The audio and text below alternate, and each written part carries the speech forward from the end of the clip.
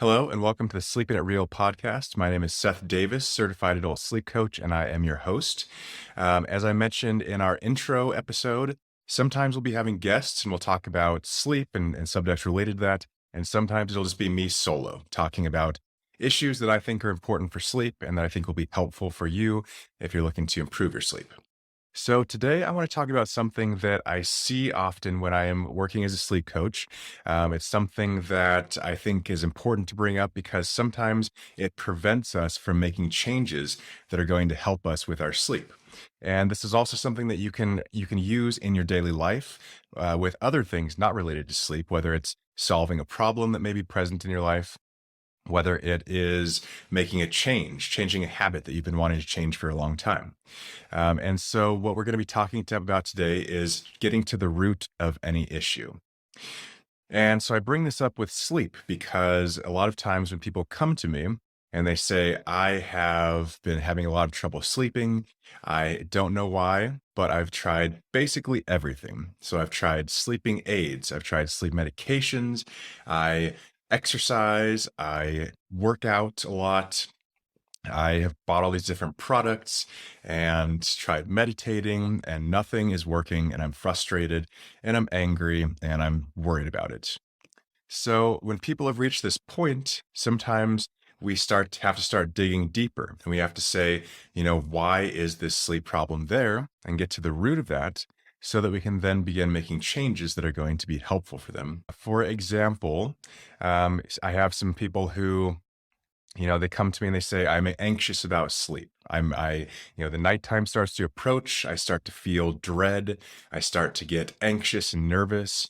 And I really just don't look forward to the evening time. I don't look forward to getting into bed because I'm afraid of what's going to happen. And so we ask about, what have you tried to improve the situation? And a lot of times I hear things like, well, I've done all the standard sleep hygiene things. So I watch out when I'm exposed to light and darkness. I keep my bedroom at a certain temperature. I exercise during the day. I eat healthy. I've tried this supplement and this sleep medication, and so they've done all these things, except for really approach the anxiety related to sleep. And so once we start focusing on that issue, because that's really the thing that's affecting them, then we start to see change a lot of the time. So, for example, if you're feeling dread when it's time to go to sleep, but you try to address this by taking melatonin and then taking more melatonin, if that's you're not really getting to the root of the issue because the root is the anxiety. And I see this with so many other areas too. I one example of this is I started looking into some of the insomnia groups on Facebook, and I just wanted to see what kind of discussions were going on in there. And there are a lot of well-meaning people on there throwing around advice to each other, trying to help each other out, and saying this thing worked for me, maybe it'll work for you. And some of the things that I've seen included, taking virgin olive oil every night, or it could be rubbing various substances on the bottom of your feet. I saw one woman who mentioned that she had noticed the past couple nights that she started drinking a milkshake, and she would get a milkshake from a random restaurant, and she realized that, oh, she started to sleep decently these past 2 nights. And so, you know, my first thought is if her sleep problems are related to anxiety, if that's one of the possible root causes, then is a milkshake going to get rid of her anxiety? Is it going to help her to start relieving the anxiety and working with it? Is a milkshake a sustainable thing that she can do every night that's going to get rid of the anxiety and help her to sleep better? And my first thought is no. I don't think that milkshakes have anxiety relieving properties. I think that having all that, all the calories and the sugar right before bed is not going to be helpful. And I just don't think it's a long term. Not a long term solution for her sleep issues. But we still see a lot of people who are turning to all of these different things and really, hoping that this one little thing is going to be the cure all thing that's going to solve their problems. What I see a lot of times is people are trying everything. They're trying, they read a book about sleep. There's 30 different things to do in there. You're doing all the things and you feel overwhelmed and frustrated because they're not working. And you don't know exactly what you're trying to focus on. You're not focusing on just two core things, you're focusing on everything. And so people reach that point where they are frustrated, they're angry, and they feel burned out because they are trying to make all of these changes at once. They don't know exactly why they're doing some of these things. They're just, oh, I heard that magnesium is good for sleep. Or I heard that uh, somebody told me that milkshakes are the thing that I should be doing for sleep. And so you just reach this point where you're just randomly trying to make changes. You don't know why, you don't know how, and you get frustrated with it.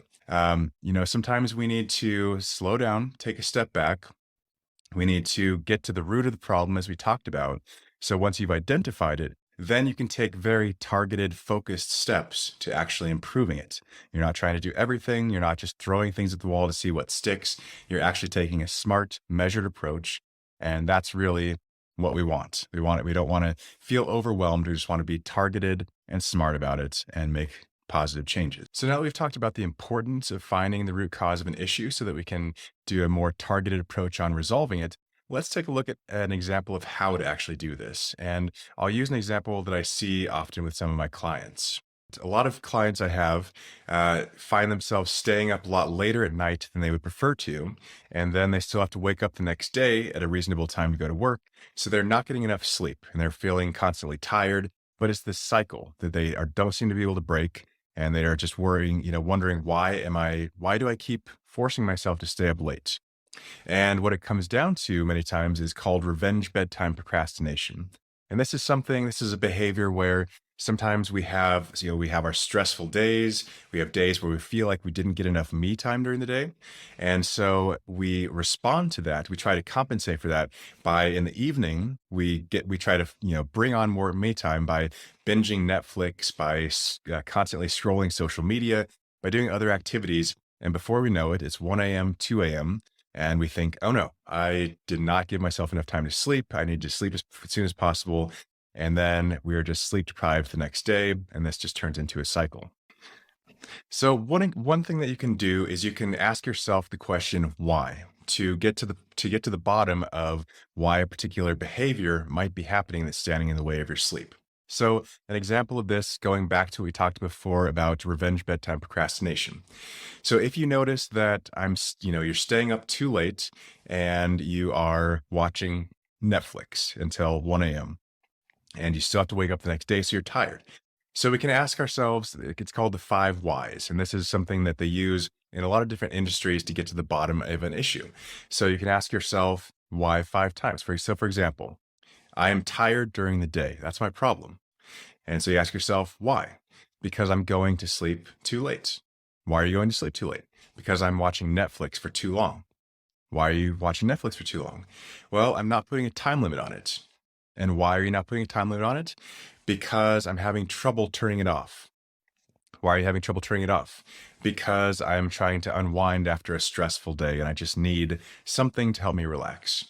So, we asked the question why 5 times, and the final answer turned up that it's because you are dealing with a stressful day and you're trying to find a way to relax. So once you get to that point where you've identified that underlying why, that's when we can start to look for solutions. So, the root cause of that, one possible solution might be to put a limit on how long you actually watch the Netflix or anything, but that does not get to the root of the problem, that your stressful days are causing you to feel the need to unwind because you're still wound up when it's normally time for bed. So that can really be the underlying why that we would focus on, is the stress during your days.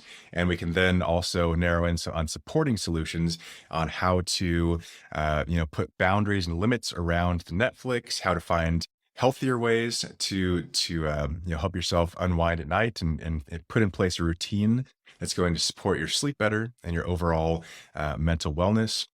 Another thing we can do is actually look at the stress that's happening during the day and seeing if there are ways that we can reduce it or remove it so that it's not an issue that needs to be dealt with as often. But that's one example of getting to the root of the issue. So, if you can think of something in your life, whether it's a stressful situation, whether it's a problem in your life, or um, something, a habit that you have, or a habit that you have that you would like to change because it's not serving you, you can start to get to the root of the issue by asking yourself simply why. And if you're asking yourself why the first time doesn't turn up an answer, then you can ask it again and again until you get to the actual underlying why. So whatever it takes, I challenge you to start making progress today, even if it's just one small step. I think you can make great changes in your life just by starting with this one little exercise. And I hope that you find success with it. And please feel free to reach out and tell me about any successes that you've found during this time or your experiences. I would love to hear some of those things. So thank you for tuning in. I look forward to the next episode. You can always like or subscribe to this podcast. I would appreciate that. And you can always reach out at Sleepably on the Facebook or Instagram profiles, or you can email me directly at seth@sleepably.com. Thank you so much and have a great day.